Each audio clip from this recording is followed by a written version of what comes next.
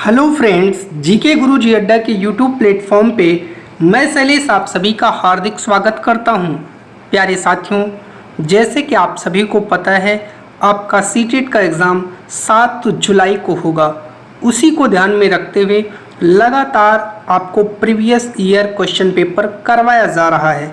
ठीक है, तो आज हम लोग जनवरी 2021 का पेपर सॉल्व करेंगे। उससे संबंधित जितने भी महत्वपूर्ण चीज़ें हैं वो मैं आपको बताता चलूँगा। चैनल पर अगर आप नए हैं तो सबसे पहले चैनल को सब्सक्राइब करिए, अपने दोस्तों तक शेयर करिए। ठीक है, अपने साथ एक कॉपी और एक कलम लेकर के बैठिए, क्योंकि जो भी चीज़ें इम्पॉर्टेंट मैं बताऊँगा उसको आप नोट करते हुए चलिएगा। चलते हैं अपने पहले क्वेश्चन पर और बहुत आराम से समझते हुए चलेंगे। चलिए, पहला क्वेश्चन है 31। कह रहा है भारत में शरद ऋतु के संबंध में कथन ए और बी और सी पर विचार कीजिए, सही विकल्प का चयन करें। आपको 3 कथन दिए गए हैं जो शरद ऋतु से संबंधित हैं कि नहीं हैं, ये आपको पढ़ करके समझ करके बताना है। चलिए, इस मौसम को दक्षिण पश्चिम मानसून के नाम से जाना जाता है। देखिए, मानसून शब्द आया है तो ये वर्षा ऋतु से संबंधित हो जाएगा, गलत है। इस मौसम में पवन बंगाल की खाड़ी तथा अरब सागर से स्थल की ओर बहती है, ये भी आपका गलत हो जाएगा। शरद ऋतु में ऐसा नहीं होता है। यह मौसम मानसून के आने तथा आगे बढ़ने का मौसम है, ये भी गलत है। तो ए, बी और सी आपके तीनों के तीनों कथन जो हैं गलत हैं। ये तीनों कथन जो हैं वो शरद ऋतु से संबंधित नहीं हैं। ठीक है, वो वर्षा ऋतु से संबंधित कथन हैं, याद रखिएगा। निम्नलिखित में से कौन सी नदियाँ सुंदरवन डेल्टा का निर्माण करती है? देखिए, सुंदरवन डेल्टा का निर्माण कौन सी नदियाँ करती हैं आपको ये बताना है। तो 32 का राइट जवाब क्या हो जाएगा? गंगा एवं ब्रह्मपुत्र। कौन सी 2 नदियाँ हैं? गंगा एवं ब्रह्मपुत्र। याद रखिएगा, इम्पॉर्टेंट है, कई बार यहाँ से क्वेश्चन बना है। दिए गए लक्षण ए और बी के आधार पर वायुमंडल की जो परत है उस परत को आपको पहचानना है और पहचान करके उसका सही जवाब आपको बताना है। 33 का राइट जवाब देना है। कह रहा, अंतरिक्ष में प्रवेश करने वाले उल्का पिंड इस परत में आने पर जल जाते हैं। पिछले बार के क्वेश्चन पेपर में मैंने ये सवाल करवाया था, बहुत इम्पॉर्टेंट है, बहुत डिटेल में बताया था वहाँ। इस परत में बढ़ती ऊंचाई के साथ तापमान घटता है, तो ये आपका मध्य मंडल है। कौन सा मंडल है? मध्य मंडल है, जहाँ उल्का पिंड जल जाते हैं और जैसे जैसे ऊंचाई पर आप बढ़ते जाएंगे तापमान घटता जाता है। चलिए, अब चलते हैं अगले क्वेश्चन पर, क्वेश्चन नंबर 34 पर, और देखते हैं 34 का राइट जवाब क्या होगा। आतपन का संबंध किससे है आपको बताना है। जल्दी से जवाब देना है। आतपन का संबंध, देखिए तपन किसके अंदर होगी आप यही बता दो, आतपन अपने आप आपको आ जाएगा, कभी नहीं भूलेगा। देखिए, जो तपन होती है वो सूर्य के अंदर होती है, तो सूर्य ऊर्जा से इसका डायरेक्ट संबंध होगा, याद रखिएगा। ठीक है, ऐसे थोड़े थोड़े किसी किसी क्वेश्चन में आपको ट्रिक बेस्ड चलना पड़ेगा। ट्रिक आपके लिए बहुत ज़रूरी हो जाती है। चलिए, अगला क्वेश्चन है, कह रहा है उचित विकल्पों के साथ निम्नलिखित का मिलान करें। बताइए, शंकुधारी वन का मिलान आप किससे करेंगे? 35 का राइट जवाब देना है। देखिए, जो आपका शंकुधारी वन है उसको आप किससे मिलाएंगे? तो वो नरम काष्ठ वाले सदाबहार वृक्ष होते हैं। पहला का तीसरा किस ऑप्शन में है? तो ये देखिए, दूसरे और तीसरे में है, तो पहला आपका गलत हो गया और चौथा गलत हो गया। अब हमें दूसरे और तीसरे में चेक करना है कौन सा राइट जवाब है। बी पर चलते हैं। कह रहा है भूमध्य सागरीय वनस्पति कौन सी होती है? जो है ये चौथा, महाद्वीपों का पश्चिम एवं दक्षिण पश्चिमी किनारा, ये चौथा आपका, तो बी का 4 किस में है, इसमें, तो दूसरा आपका राइट जवाब हो जाएगा। आगे आपको पढ़ना ही नहीं पड़ेगा, ठीक है, क्योंकि आपका इसी से क्या हो गया, आंसर निकल करके आ गया। तो कभी कभी क्या होता है कि बहुत ही बस थोड़ा सा आपको दिमाग लगाना पड़ता है और आंसर आपका निकल करके आ जाता है, ठीक है। चलिए चलते हैं अगले क्वेश्चन पर, देखते हैं अगले क्वेश्चन का राइट जवाब। क्वेश्चन नंबर 36 क्या कह रहा है, दिए गए दोनों कथनों पर ध्यान दें और उचित विकल्प का चयन करें। 2 कथन दिए गए हैं, आपको पढ़ना है, समझना है, जो सही आपको लगे वो जवाब देना है। चलिए, कह रहा है सहारा रेगिस्तान एक समय में पूर्णतः हरा भरा मैदान था। बिल्कुल सत्य है, इसमें कोई दिक्कत नहीं है। बी, सहारा की गुफाओं से प्राप्त चित्र नदियाँ, मगर, हाथी, शेर, पशु तथा बकरियाँ दर्शाते हैं। बिल्कुल सही है, दोनों कथन आपके सही हैं, इसलिए राइट जवाब हो जाएगा ए और बी, दोनों आपके सही हैं। चलिए चलते हैं अगले क्वेश्चन पर, क्वेश्चन नंबर 37 पर, और 37 का राइट जवाब देखते हैं क्या होगा। चलिए, कह रहा है डॉल्फिन के बारे में दिए गए ABC कथन पर विचार कीजिए और सही विकल्प का चयन कीजिए। ये तीनों के तीनों कथन डॉल्फिन से संबंधित हैं। कौन सही है कौन गलत है आपको पढ़ करके जवाब देना है। 37 का, गंगा और ब्रह्मपुत्र नदी के अलवण जल में डॉल्फिन पाई जाती है। बिल्कुल सत्य है, यहाँ अलवण जल लिखा है, ध्यान रखिएगा। डॉल्फिन अभ्यारण्य बिहार राज्य में है। बिल्कुल सही है। अब देखिए, आपको यहाँ पे 2 क्वेश्चन मिल रहा है और 2 क्वेश्चन बन सकते हैं कि डॉल्फिन कहाँ पाई जाती है, तो गंगा और ब्रह्मपुत्र के अलवण जल। डॉल्फिन अभ्यारण्य कहाँ है, बिहार में है। तीसरा भी क्वेश्चन मिलेगा, डॉल्फिन की उपस्थिति से जल की शुद्धता का पता चलता है। बिल्कुल सही, आपसे यहाँ भी क्वेश्चन बन सकता है, किसकी उपस्थिति से जल की शुद्धता का पता चलता है, तो डॉल्फिन। ए, बी और सी तीनों आपके सही हैं, इसलिए पहला आपका राइट जवाब हो जाएगा। 38 पर चलते हैं, कह रहा है बायोगैस अनिवार्य रूप से निम्न में से किनका मिश्रण है। 38 का राइट जवाब दीजिए, तो बायोगैस मीथेन और कार्बन डाइऑक्साइड का मिश्रण है। किसका है, मीथेन और कार्बन डाइऑक्साइड का मिश्रण है, याद रखिएगा। चलिए 39 पर चलते हैं। फिर आपको 2 कथन दिए गए हैं, संसाधन के बारे में ए और बी पर विचार करके उत्तर देना है। अर्थात ये जो कथन दिए गए हैं दोनों संसाधन से संबंधित हैं। इनको पढ़िए कि ये संसाधन से संबंधित लग रहे हैं कि नहीं लग रहे हैं, उसी के अनुसार अपना जवाब दीजिए। चलिए, क्वेश्चन नंबर 39 का राइट जवाब देखते हैं क्या होगा। सभी संसाधनों का आर्थिक मूल्य होता है। बताइए भैया, क्या ये सही है गलत है। सभी संसाधनों का आर्थिक मूल्य नहीं होता है। समय और प्रौद्योगिकी 2 महत्वपूर्ण कारक हैं जो पदार्थों को संसाधन में परिवर्तित कर सकते हैं। बिल्कुल सही है, तो ए गलत बी सही आपका पहला राइट जवाब हो जाएगा। क्वेश्चन नंबर 40 पर चलते हैं और 40 का राइट जवाब देखते हैं क्या होगा। निम्न में से ऊर्जा के परंपरागत स्रोत के समूह की पहचान आपको करना है और 40 का राइट जवाब देना है। तो देखिए, आपका एक तो खनिज तेल है, एक प्राकृतिक गैस है, एक ईंधन है, ठीक है। कोयला नहीं है, जल विद्युत वाला भी नहीं होगा, परमाणु ऊर्जा वाला भी नहीं होगा। तो कौन सा होगा, खनिज तेल, प्राकृतिक गैस, ईंधन वाला। यही आपका क्या हो जाएगा, सही जवाब हो जाएगा पहला वाला, ठीक है। चलिए अब चलते हैं अगले क्वेश्चन पर, 41 पर, और 41 का राइट जवाब देखते हैं क्या होगा।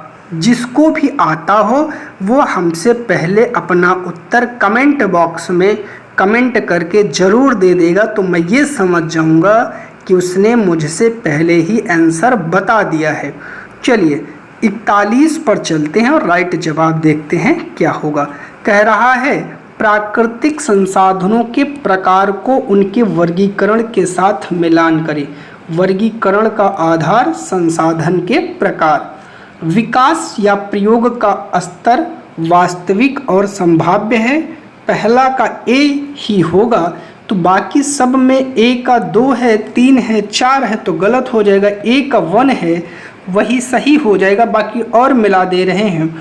उद्गम क्या हो जाएगा? जैव और अजैव हो जाएगा। अगला कह रहा है वितरण सर्वव्यापक और स्थानिक है, और भंडार नवीकरणीय और अनवीकरणीय।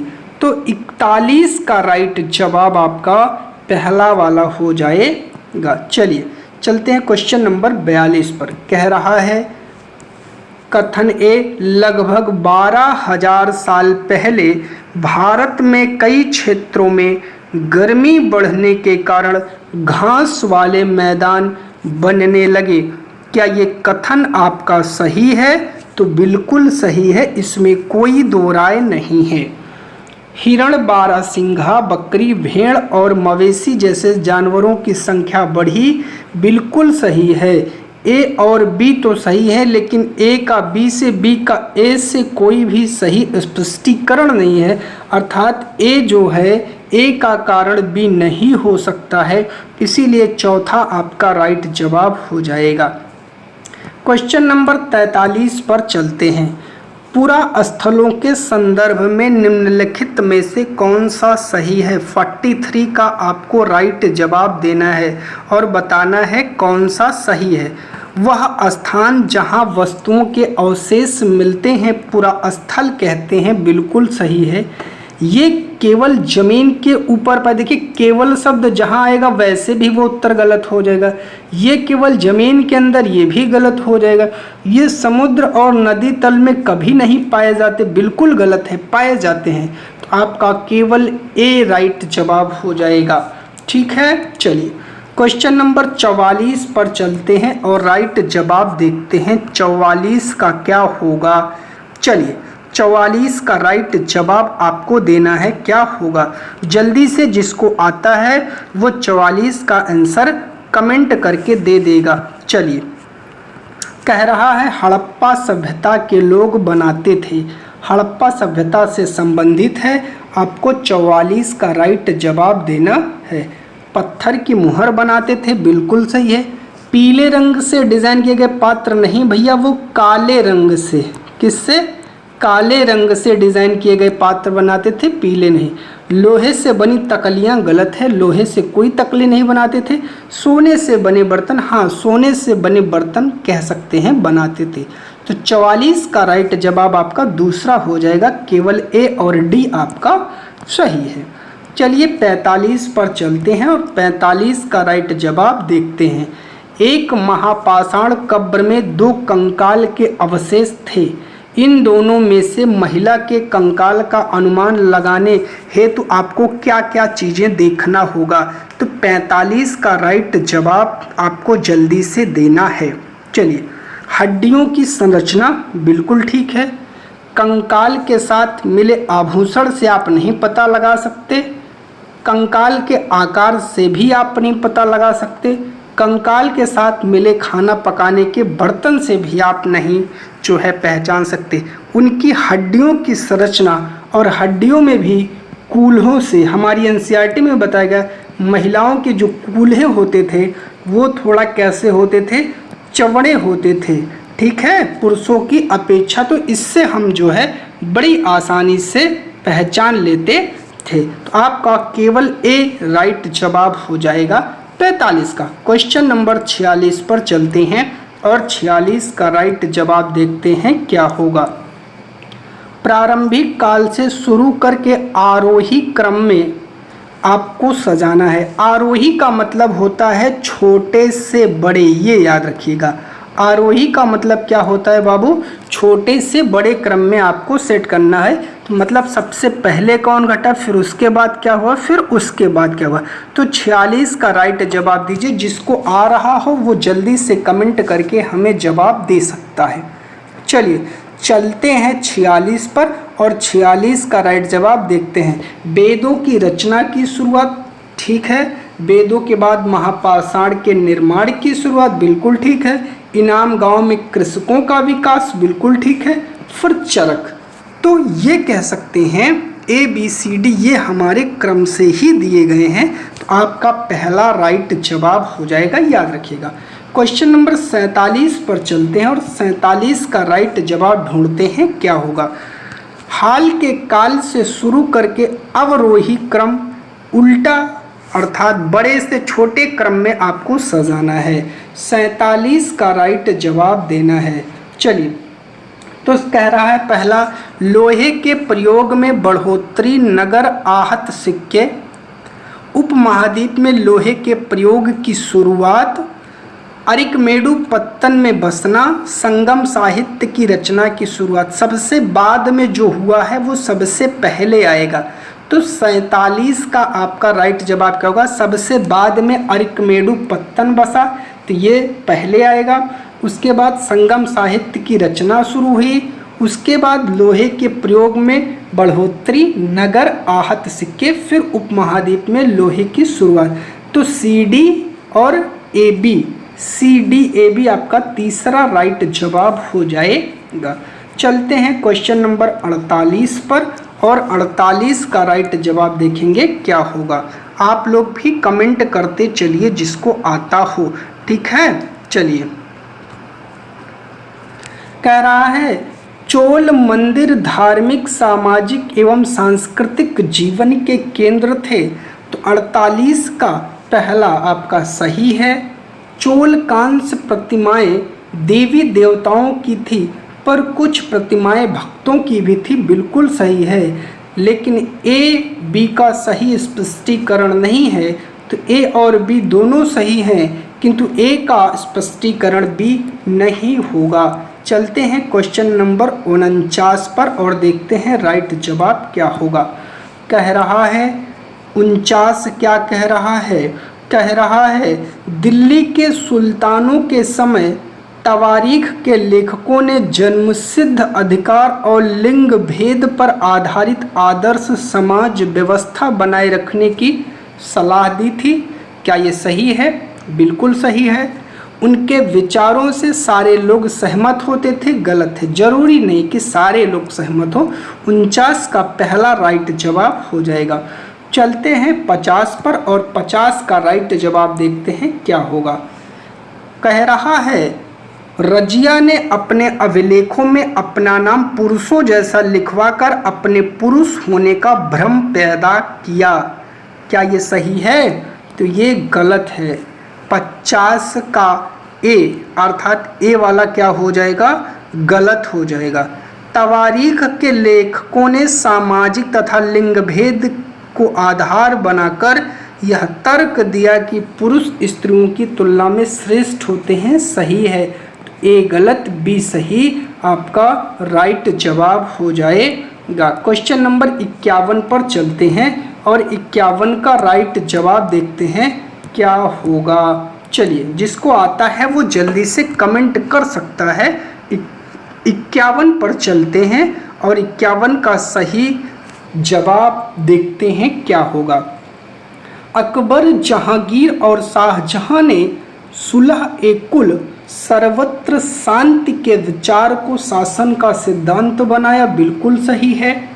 विभिन्न धर्मों से जुड़े हुए व्यक्तियों के साथ विचार विमर्श से अकबर की समझ बनी कि जो विद्वान धार्मिक रीति और मतान्धता पर बल देते हैं वे अक्सर कट्टर होते हैं। बी भी सही है। और ए और बी, जो ए का कारण बी है, तो आपका तीसरा राइट जवाब हो जाएगा। चलते हैं क्वेश्चन नंबर 52 पर और 52 का राइट जवाब देखते हैं क्या होगा। कह रहा है दिल्ली के सुल्तानों और मुगलों के काल में श्रेणीबद्ध समाज ज़्यादा सरल हो गया। 52 का राइट जवाब दीजिए। तो क्या ये सही है? ए वाला गलत है। बी कह रहा है जनजातीय समाज कई असमान वर्गों में विभाजित नहीं था। बिल्कुल बी सही है, तो ए गलत और बी सही हो जाएगा। तो 52 का दूसरा राइट जवाब हो जाएगा। 53 पर चलते हैं और 53 का राइट जवाब देखेंगे क्या होगा। जिसको आता है वो कमेंट कर देगा।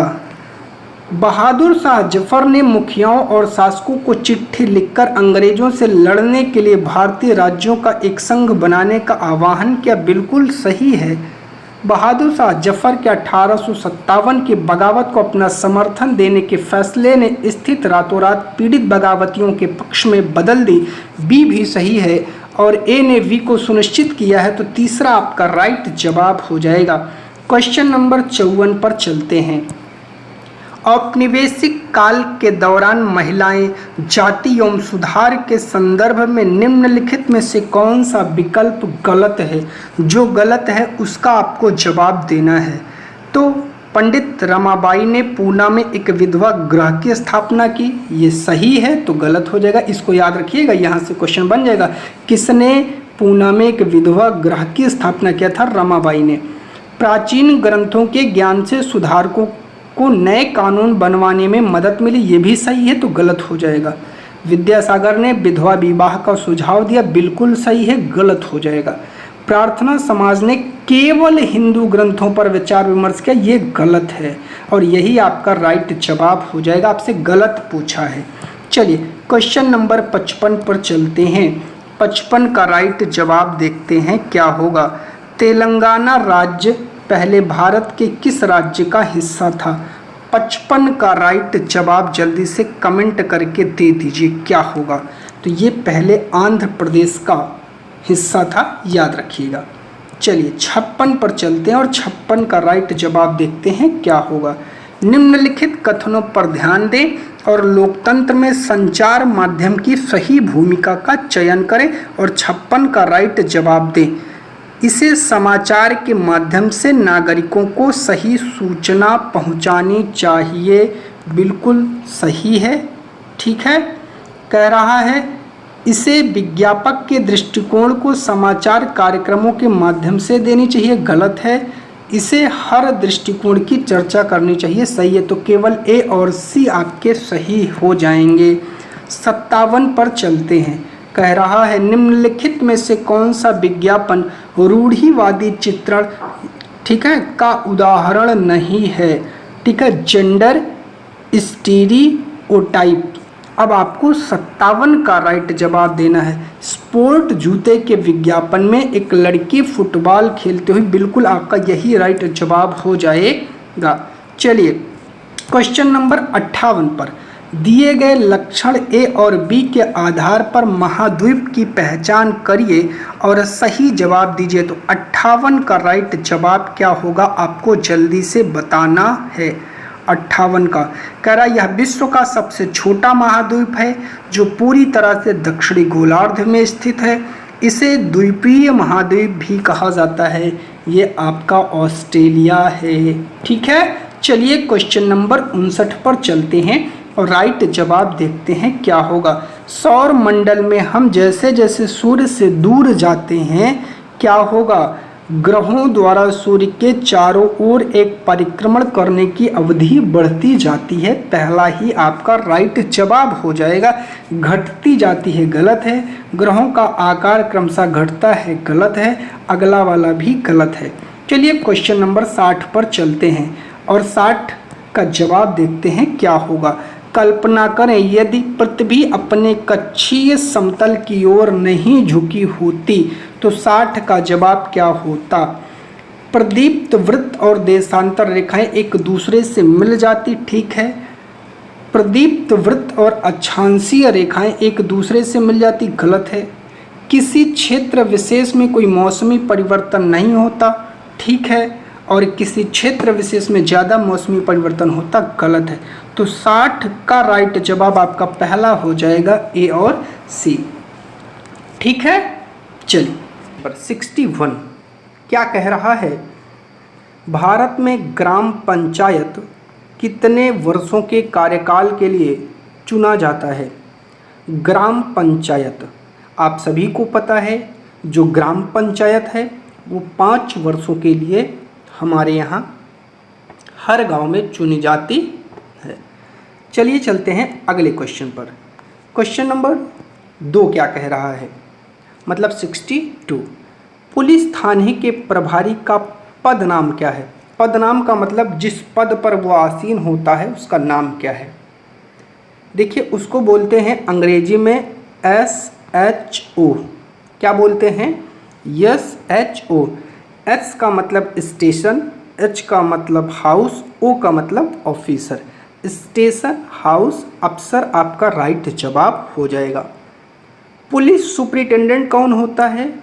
जिले का पुलिस विभाग का सबसे बड़ा अधिकारी होता है।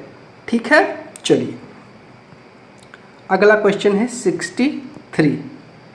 हिंदू उत्तराधिकार अधिनियम में लाए गए 2005 के संशोधन ने निम्नलिखित में क्या मुहैया करवाया? 63 बताइए।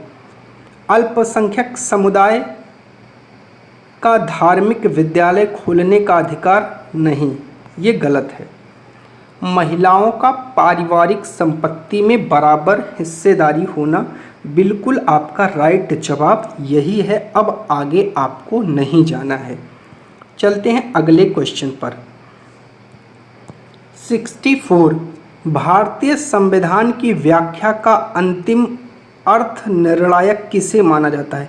अर्थ निर्णायक का मतलब होता है कोई ऐसा बिंदु आ गया है, कोई ऐसा पॉइंट आ गया है जिस पर ये लगे कि इस बिंदु पर अनेक प्रकार की समस्याएं हैं या अनेक अर्थ निकल रहे हैं, तो उस पर सही निर्णय देने का काम कौन करेगा ये आपको बताना है।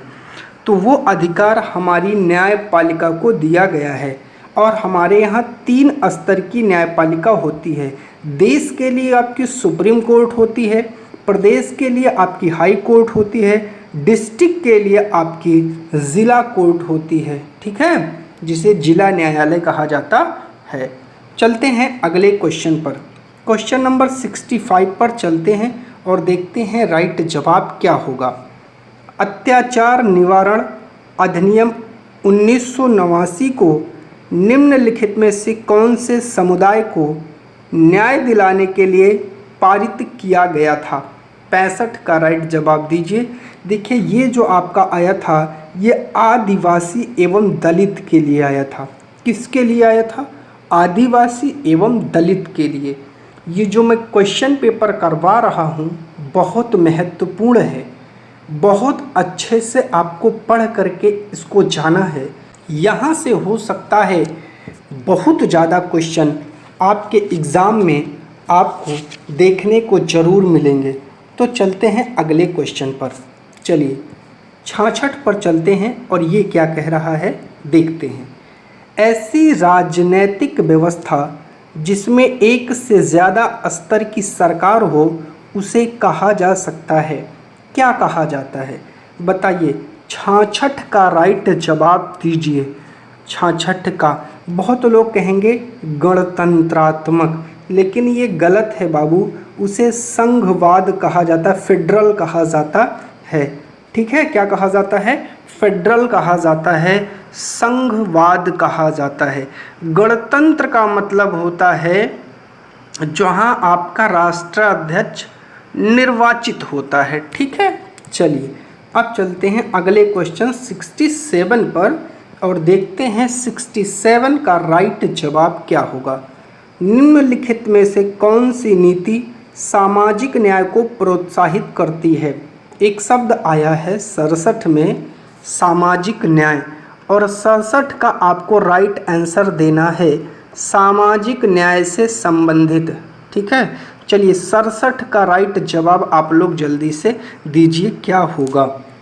सरकारी नौकरियों में सूचीगत दलित जाति के उम्मीदवार को आरक्षण देना, बिल्कुल ठीक है। न्यूनतम मेहनताना कानून पारित करना, ये भी सामाजिक न्याय में बिल्कुल सही है। तो ए और बी आपके दोनों कथन सही माने जाएंगे। 68 पर चलते हैं। नई दिल्ली के वास्तुशैली की चर्चा में एक शिक्षक को केंद्रित करना चाहिए। अगर नई दिल्ली की वास्तुशैली की चर्चा वो कर रहा है, इस विषय को बच्चों को बता रहा है, तो शिक्षक का ध्यान किस विषय वस्तु की तरफ केंद्रित होना चाहिए? 68 का राइट जवाब आप दीजिए। कैसे पर्यटक इमारतों को देखते हैं? बिल्कुल गलत जवाब। इमारतों को दूर से कैसे देखा जाना चाहिए? कोई मतलब का नहीं, गलत जवाब। उसकी शैली पुरानी दिल्ली की शैली से कैसे श्रेष्ठ है? ये भी गलत है। कैसे यह ब्रिटिश महत्ता और विस्मय का भाव पैदा करता है? ये आपका सबसे सूटेबल जवाब है, तो चौथा आपका राइट जवाब हो जाएगा। चलते हैं 69 पर। चलिए, कह रहा है इतिहास शिक्षण का उद्देश्य केंद्रित होना चाहिए। बताइए 69 का राइट जवाब क्या केंद्रित होना चाहिए? भूतकाल में क्या घटित हुआ यह बताना? बिल्कुल गलत है। भूतकाल में यह कैसे घटित हुआ याद रखना। अब याद रखना शब्द आ गया तो वैसे भी गलत होगा। उन मुद्दों की पहचान करना जो वर्तमान में भी प्रासंगिक हैं। तो बिल्कुल सही जवाब आपका यही हो जाएगा। ठीक है, जो आज भी प्रासंगिक हैं उन चीज़ों को चर्चा में लाना। चलिए चलते हैं क्वेश्चन नंबर 70 पर, और 70 का राइट जवाब देखते हैं क्या होगा। चलिए 70 नंबर का क्वेश्चन क्या कह रहा है? चलिए 70 का आप सभी को जल्दी से जल्दी पढ़ना है और जवाब देना है। चलिए, कह रहा है सामायिक मुद्दों को सामाजिक विज्ञान की कक्षा में लाने के क्या उद्देश्य हो सकते हैं? जो समसामयिक मुद्दे हैं, करेंट अफेयर के जो मुद्दे हैं, देश से जुड़े मुद्दों के प्रति रुचि को बढ़ाने के लिए बिल्कुल सही है। विश्लेषण और आलोचनात्मक मूल्यांकन करने का कौशल विकसित करना बिल्कुल सही है। सनसनीखेज खबर मुहैया कराकर विषय के प्रति रुचि पैदा करना ये गलत है, सी आपका गलत है। विद्यालय परिसर के अधिगम और विद्यालय के बाहर की दुनिया को जोड़ने में अधिगमकर्ता की मदद करना ठीक है। तो ए, बी और डी आपका दूसरा राइट जवाब हो जाएगा। तो 70 का राइट जवाब आपका दूसरा होगा। चलते हैं 71 पर, और 71 का राइट जवाब देखते हैं क्या होगा। सामाजिक विज्ञान की कक्षा में समानता पर चर्चा करते समय क्या उद्देश्य होना चाहिए? आपको जवाब देना है। 71 का राइट जवाब दीजिए। अधिगमकर्ताओं के साथ गरिमा से जुड़े मुद्दों को संबोधित करना ठीक है, कोई दिक्कत नहीं। सभी का सम्मान करने के प्रति अधिगमकर्ताओं को संवेदनशील बनाना बिल्कुल ठीक है। संविधान में परिलक्षित मूल्यों पर आधारित होना बिल्कुल ठीक है। यह समझाना कि हर तरह का अंतर असमानता की तरफ ले जाता है, गलत है। ए, बी और सी आपके सही हैं, तो पहला आपका राइट जवाब हो जाएगा। चलते हैं 72 पर, और 72 का राइट जवाब जानते हैं क्या होगा। कक्षा और समाज में व्याप्त विविधता को संबोधित करने के लिए सामाजिक विज्ञान के शिक्षक को क्या करना चाहिए? आपको जवाब देना है। विभिन्न संस्कृतियों से जुड़े उदाहरणों को कक्षा की चर्चा में शामिल करें, बिल्कुल ठीक है। केवल उन्हीं, अब देखिए केवल शब्द आ गया है तो ये आपका वैसे भी गलत हो जाएगा। जहाँ केवल आएगा वो ऑप्शन आपका गलत है, ठीक है। अपने व्यक्तिगत अनुभवों को कक्षा में साझा करने के लिए विद्यार्थियों को प्रेरित करें, बिल्कुल ये तो सबसे बेस्ट है। ए और सी राइट जवाब पहला हो जाएगा। चलते हैं 73 पर, और 73 का राइट जवाब जानते हैं क्या होगा। सामाजिक विज्ञान में आकलन को बल देना चाहिए, 73 का आपको राइट जवाब देना है। उन अधिगमकर्ताओं की पहचान करना जो असफल हो रहे हैं, गलत है। अधिगमकर्ताओं की कक्षा में लेखन की क्षमता को जांचना बिल्कुल गलत है। अधिगमकर्ताओं के सूचना को याद रखने का मापन करना बिल्कुल गलत है। अपने अधिगम को विभिन्न दैनिक परिस्थितियों से जोड़ने की अधिगमकर्ताओं की क्षमता का मूल्यांकन करना बिल्कुल सही है। आपका चौथा राइट जवाब हो जाएगा। चलते हैं 74 पर, और 74 का राइट जवाब आप लोग दीजिए। चलिए बताइए 74 का राइट जवाब क्या होगा। द्वितीयक स्रोत का उदाहरण क्या है? C.A. बेली द्वारा लिखित an illustrated history of modern India. बिल्कुल यही आपका राइट जवाब होगा, क्योंकि जेम्स मिल ने a history of British India लिखी है। भारत का संविधान भारत के लिए पहला ही है। अवनींद्रनाथ टैगोर की पेंटिंग ये इन्हीं की है, तो ये दूसरा द्वितीय स्रोत के रूप में आपका पहला वाला हो जाएगा। क्वेश्चन नंबर 75 पर चलते और 75 का राइट जवाब देखते हैं। औपनिवेशिक भारत में स्त्री शिक्षा पर चर्चा करने के लिए विद्यार्थी निम्न आत्मकथाओं में से किसको संदर्भित कर सकते हैं? ताराबाई शिंदे कृत स्त्री पुरुष तुलना, ये गलत है। रास सुंदरी देवी कृत आमार जीवान, बिल्कुल सही है। आपका 75 का दूसरा राइट जवाब हो जाएगा। चलिए क्वेश्चन नंबर 76 पर चलते हैं और 76 का राइट जवाब देखते हैं क्या होगा। चलिए, कह रहा है भूगोल शिक्षण को किन मुद्दों से जुड़े संदर्भ में परिप्रेक्ष्य का विकास करना चाहिए? तो संसाधन और संरक्षण ठीक है, विकास और विस्थापन ठीक है, विविधता में एकता की चुनौती गलत है, मानव विकास ठीक है। ये आपका पॉलिटी का टॉपिक है, तो ये आपका नहीं हो सकता है। तो ए, बी और डी आपका चौथा राइट जवाब हो जाएगा।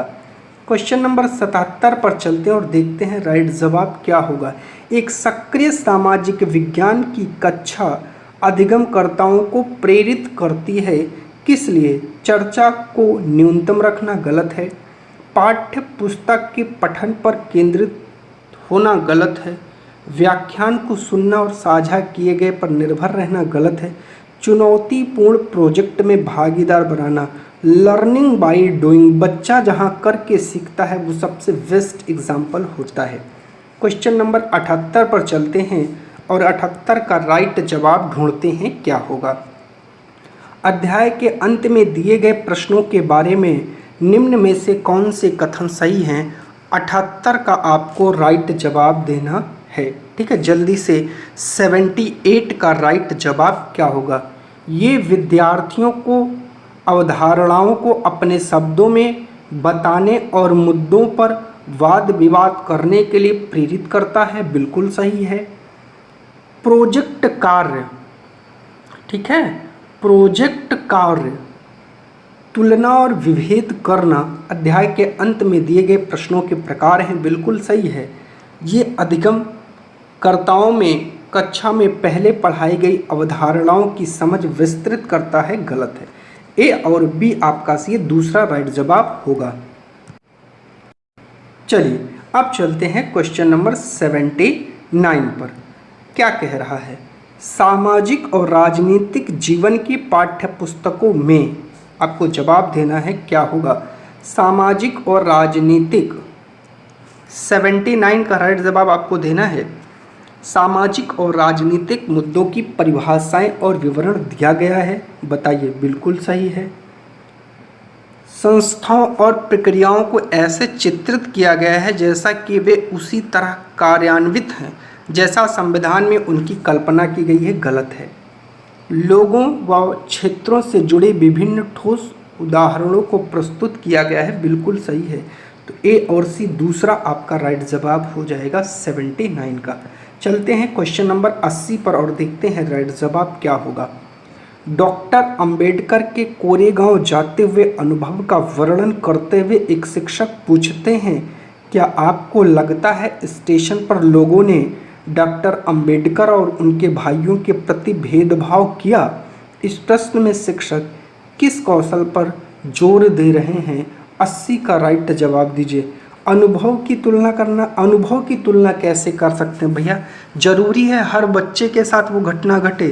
परिस्थितियों से अनुमान लगाना बिल्कुल सत्य कथन है। उस परिस्थिति को सोचना है, सोच करके बच्चों को अनुमान लगाना है और जवाब देना है। क्वेश्चन नंबर 81 पर चलते हैं। कह रहा है बाजार विषय का परिचय देने के लिए कौन सी शिक्षण शास्त्रीय विधि सर्वोत्तम उपयोगी होगी, सर्वोत्तम होगी? 81 का राइट जवाब दीजिए। पाठ्य पुस्तक का पठन और चर्चा करना तो बिल्कुल गलत है। मैंने बताया लर्निंग बाय डूइंग, जहाँ बच्चा करके सीखे वही सबसे बेस्ट है, या उसको प्रत्यक्ष जिस चीज़ का अनुभव, अपने सामने जिस चीज़ को देखे। एक दुकानदार को कक्षा में साक्षात्कार के लिए आमंत्रित करना, ये ऑप्शन ठीक है। आगे देख लेते हैं। विभिन्न प्रकार के बाजारों से जुड़े चित्र को दिखाना, चित्र से बढ़िया है दुकानदार को बुलाना। मानचित्र में स्कूल के आसपास के बाजारों को इंगित करना, ये भी कम ठीक है। सबसे बेस्ट जवाब आपका दूसरा हो जाएगा। 82 क्या कह रहा है देखते हैं। यही है उस ईश्वर की महिमा, इसलिए दूषण है भीतर, दूषित है काया भीतर से, इसमें कोई भ्रम न रखना, महारी चोखा का यह कहना। एक शिक्षक के तौर पर आप इस कविता का विश्लेषण और अपने अधिगमकर्ता से चर्चा कैसे करेंगे? 82 का आपको राइट जवाब देना है। मानवीय शुद्धता जन्म से निर्धारित होती है, गलत है। कोई मानवीय बच्चा जब पैदा होता है तो जन्म से वो शुद्ध नहीं रहता है, ठीक है। मानवीय शुद्धता हम जो काम करते हैं उससे निर्धारित होती है, बिल्कुल ऐसा जरूरी नहीं है। मानवीय शुद्धता हमारे विचार और विश्वास से निर्धारित होती है, सबसे सटीक और सबसे बेस्ट ऑप्शन है। मानवीय शुद्धता को ईश्वर की कृपा से पाया जा सकता है, गलत है। ये विचार और विश्वास पर निर्धारित होती है। क्वेश्चन नंबर 83 पर चलते और 83 का राइट जवाब देखते हैं क्या होगा। 83 का राइट जवाब सभी को देना है। सामाजिक विज्ञान की पाठ्यचर्या उच्च प्राथमिक स्तर पर केंद्रित करता है। पृथ्वी के जीवन के आवास के रूप में समझ बनाना, ठीक है। अपने क्षेत्र, राज्य और देश का अध्ययन करना, ठीक है। भारत के अतीत और सामयिक विकास का अध्ययन करना, ठीक है। तीनों ऑप्शन आपके सही है, तो तीसरा आपका राइट जवाब हो जाएगा। चलते हैं क्वेश्चन नंबर 84 पर और 84 का राइट जवाब देखते हैं क्या होगा। चलिए 84 का राइट जवाब देखते हैं। ग्लोब और प्रकाश स्रोत का इस्तेमाल करके एक शिक्षक निम्न में से किन अवधारणाओं को दर्शा सकता है? 84 का आपको राइट जवाब देना है। क्या होगा जल्दी से कमेंट करके बताइए। 84 का आपको राइट जवाब देना है। ग्लोब और प्रकाश स्रोत का इस्तेमाल करके एक शिक्षक निम्न में से किन अवधारणाओं को दर्शा सकता है? जल्दी से जवाब दीजिए। चलिए, परिक्रमण बिल्कुल सही है, दिन रात बिल्कुल सही है, मौसमी परिवर्तन बिल्कुल सही है, वर्षा का वितरण सही नहीं है। ए, बी और सी आपका राइट जवाब 84 का पहला हो जाएगा। चलते हैं क्वेश्चन नंबर 85 पर और 85 का राइट जवाब देखते हैं क्या होगा। चलिए देखते हैं 85 का राइट जवाब क्या होगा। एक शिक्षक के तौर पर आप इतिहास के लोहा बनाने वाले और फैक्ट्री मालिक विषय पर चर्चा करते समय भूगोल की पाठ्यपुस्तक के किस अध्याय के साथ इसका अंतर संबंध स्थापित कर सकते हैं? तो चलिए इसका जवाब देखते हैं क्या होगा। खनिज संसाधन बिल्कुल सही है, उद्योग बिल्कुल सही है, ऊर्जा संसाधन नहीं होगा, हमारे पृथ्वी के अंदर ये सही है। तो ए, बी और डी आपका दूसरा ऑप्शन सही हो जाएगा। क्वेश्चन नंबर 86 पर चलते हैं और देखते हैं 86 का राइट जवाब क्या होगा। कह रहा है एक शहर के स्कूल में भूगोल की कक्षा में वनों के प्रकार विषय का परिचय देने के लिए सर्वोत्तम विधि क्या होगी? 86 का राइट जवाब दीजिए। विद्यालय के समीप वन का क्षेत्र भ्रमण का आयोजन करना। देखिए क्या है, वनों के प्रकार। तो देखिए आप समीप वन क्षेत्र का भ्रमण कराएंगे तो सिर्फ उसको एक ही प्रकार का पता चलेगा ना। क्षेत्र में पाए जाने वाले वनों पर पावर पॉइंट प्रोजेक्ट जो आप कह सकते हैं प्रेजेंटेशन बनवा करके, तो ये भी कहीं ना कहीं गलत है और ये भी गलत है। विभिन्न प्रकार के वनों पर आधारित डॉक्यूमेंट्री दिखाना बिल्कुल सबसे सही, तीसरा आपका राइट जवाब हो जाएगा। चलिए 87 पर चलते हैं। भूकंप पर चर्चा के दौरान व्यवहारिक कौशल अधिगमकर्ताओं में विकसित करने हेतु शिक्षक को बल देना चाहिए। 87 का राइट जवाब क्या होगा? भूकंप के प्रकार बताना, नहीं, गलत हो जाएगा। भूकंप के दौरान बरती जाने वाली सावधानियों जो हैं उन पर चर्चा करना सबसे सही आपका राइट जवाब हो जाएगा। चलिए चलते हैं क्वेश्चन नंबर 88 पर और 88 का राइट जवाब देखते हैं क्या होगा। तवा बांध क्षेत्र के स्थानीय लोग 1990 के दशक में अपने जीवन यापन से जुड़े कौन से अधिकार के लिए संगठित हुए थे। 88 का राइट जवाब देना है तो वो मछली पकड़ने का अधिकार, ये तो सभी को पता होगा, दूसरा राइट जवाब हो जाएगा। चलिए चलते हैं क्वेश्चन नंबर 89 पर और देखते हैं राइट जवाब क्या होगा। निम्नलिखित में से कौन सी व्याख्या विविधता का उचित प्रतीक है। 89 का राइट जवाब दीजिए। यह लोगों के बीच भेदभाव को बढ़ाता है, गलत है। यह लोगों के बीच एकरूपता को बढ़ाता है, ये भी गलत है। यह लोगों के विशिष्टता को स्वीकारता है, बिल्कुल सही आपका जवाब है। यह लोगों के बीच असमानता को स्वीकारता है, गलत है। तो तीसरा आपका राइट जवाब हो जाएगा। आज का आखिरी क्वेश्चन, क्वेश्चन नंबर 90। भारतीय लोकतंत्र के संदर्भ में निम्नलिखित में से कौन सा कथन गलत है। गलत कथन का आपको चुनाव करना है। भारतीय जनता का एक छोटा हिस्सा भारतीय स्वतंत्रता से पहले भी मतदान कर सकता था, गलत हो जाएगा। गलत कथन आपको बताना है। स्वतंत्रता के बाद भारत ने प्रतिनिधि लोकतंत्र को अपनाया, ये भी गलत हो जाएगा। भारत में सरकार को लोग अप्रत्यक्ष रूप से चलाते हैं, ये भी गलत हो जाएगा। भारत में पहला आम चुनाव 1950 में हुआ था, तो ये राइट जवाब हो जाएगा। इससे पहले भी कई चुनाव हुए थे। तो ठीक है, आप सभी लोग चैनल पर नए हैं तो सबसे पहले सब्सक्राइब कर लीजिए। इस वीडियो को उस हर भाई और बहन तक पहुंचाइए आप लोग शेयर करके, जिनको इसकी ज़रूरत है। देखिए, लास्ट समय में एग्ज़ाम के जो आप प्रीवियस ईयर पेपर सॉल्व करते हैं, उसी से आपको पता चलता है कि आपकी तैयारी का लेवल क्या है, आप किस स्तर की तैयारी को कर रहे हैं। तो आपकी मेहनत का सही आकलन जो है वो इसी प्रैक्टिस सेट से ही आपको पता चलता है। तो ऐसा उम्मीद है आप लोगों से कि आप लोग इसको बहुत तीव्र गति से अपने दोस्तों तक, अपने भाई बंधु तक शेयर करेंगे, अपना प्यार और सहयोग हमारे साथ बनाए रहेंगे। आप सभी से एक निवेदन और है, ज़्यादा से ज़्यादा रिवीजन करने पर फोकस करिए। समय का अभाव देखते हुए नया बहुत कम पढ़ने का प्रयास करिए। रिवीजन सफिशिएंट होता है लास्ट टाइम में। आज के लिए आप लोगों से बस इतना ही। कल फिर मिलेंगे एक नए प्रैक्टिस सेट के साथ। आप सभी का चैनल पर जुड़ने के लिए बहुत बहुत धन्यवाद प्यारे साथियों।